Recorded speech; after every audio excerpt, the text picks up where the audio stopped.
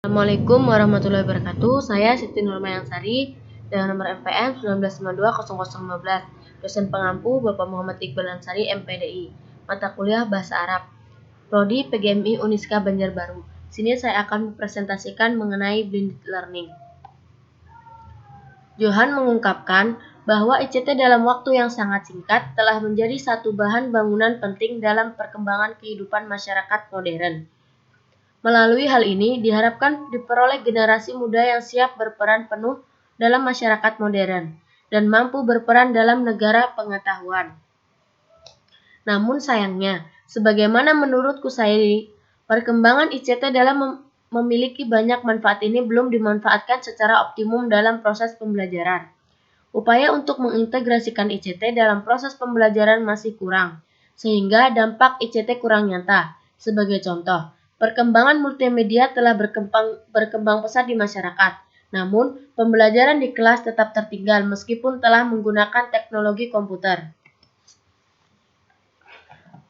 Beberapa penyebab kurang berkembangnya pengintegrasian teknologi komputer dalam pembelajaran disebabkan antara lain: 1. Adanya asumsi bahwa komputer sebagai perangkat keras hanya dapat meningkatkan kualitas pembelajaran dengan mengindahkan upaya meningkatkan aspek afektif dan kognitifnya.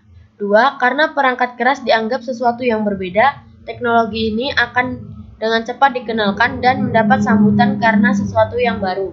Namun, karena pengajar kurang terampil memanfaatkannya, beberapa saat kemudian perangkat keras ini menjadi sesuatu yang biasa.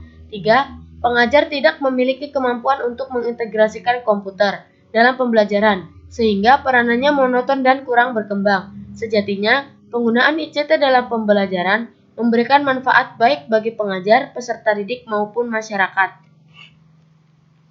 Abdullah menjelaskan bahwa untuk dapat memanfaatkan TIK dalam memperbaiki mutu pembelajaran, ada 3 hal yang harus diwujudkan. 1.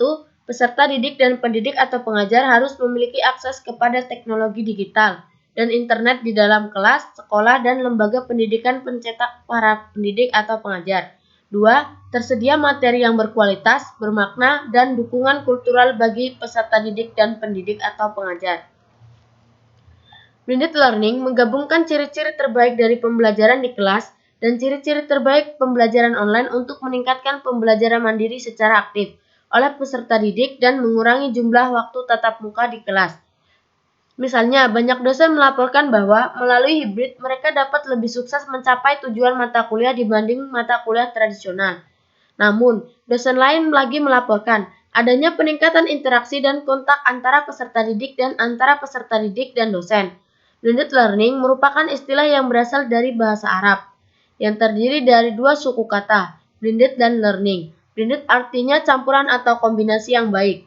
Blended learning ini pada dasarnya merupakan gabungan keunggulan pembelajaran yang dilakukan secara tatap muka dan secara virtual. Semler menegaskan bahwa blended learning mengkombinasikan aspek terbaik dari pembelajaran online, aktivitas tatap muka terstruktur, dan praktek dunia nyata. Sistem pembelajaran online, latihan di kelas, dan pembelajaran on the job akan memberikan pengalaman berharga bagi diri mereka. Blended learning mempresentasikan keuntungan yang jelas untuk menciptakan pengalaman belajar yang memberikan pembelajaran yang tepat pada waktu yang tepat dan pada setiap individu. Blended learning menjadi batasan yang benar-benar universal dan global, dan membawa kelompok pembelajar bersama-sama melintas budaya dan zona waktu yang berbeda. Pembelajaran berbasis blended learning dimulai sejak ditemukannya komputer, walau sebelum itu juga sudah terjadi adanya kombinasi. Terjadinya pembelajaran awalnya karena adanya tatap muka dan interaksi antara pengajar dan pembelajar. Setelah ditemukannya mesin cetak, maka peserta didik memanfaatkan media cetak. Pada saat ditemukannya media audio-visual, sumber belajar dalam pembelajaran mengkombinasikan antara pengajar, media cetak, dan audio-visual. Namun, terminologi blended learning muncul setelah berkembangnya teknologi informasi sehingga sumber dapat diakses oleh pembelajar secara offline maupun online. Pada saat ini, pembelajaran berbasis blended learning dilakukan dengan menggabungkan pembelajaran tatap muka, teknologi cetak, teknologi audiovisual, teknologi komputer, dan teknologi e-learning. Blended learning memiliki 2 kategori utama, A. Peningkatan bentuk aktivitas tatap muka. Yang B. Hybrid learning. Pembelajaran model ini mengurangi aktivitas tatap muka, tapi tidak menghilangkannya, sehingga memungkinkan peserta didik untuk belajar secara online. Nah, berdasarkan pemaparan tersebut, maka secara umum karakteristik blended learning adalah sebagai berikut. A. Pembelajaran yang menggabungkan berbagai cara penyampaian, model pengajaran, gaya pembelajaran, serta media berbasis teknologi yang beragam. B. Sebagai sebuah kombinasi pengajaran langsung, pembelajaran mandiri, dan pembelajaran via online. C. Pembelajaran yang didukung oleh kombinasi afektif dan cara penyampaian, cara mengajar, dan cara gaya pembelajaran. D. Pengajar dan orang tua peserta belajar memiliki peran yang sama. Pengajar sebagai fasilitator dan orang tua sebagai pendukung. Blended learning adalah sebuah konsep yang relatif baru dalam pembelajaran, di mana instruksi yang disampaikan melalui pembelajaran online dan tradisional dalam pelaksanaannya dipimpin oleh instruktur atau pengajar.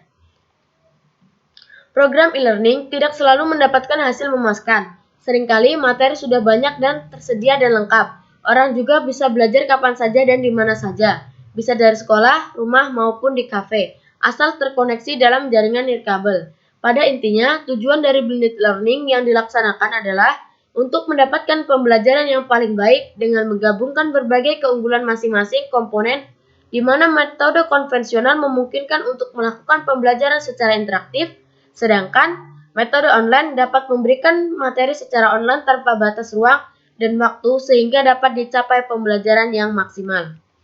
Nah, mungkin cukup itu saja yang dapat saya sampaikan. Saya mohon maaf apabila terdapat banyak kesalahan. Saya akhiri. Wassalamualaikum warahmatullahi wabarakatuh.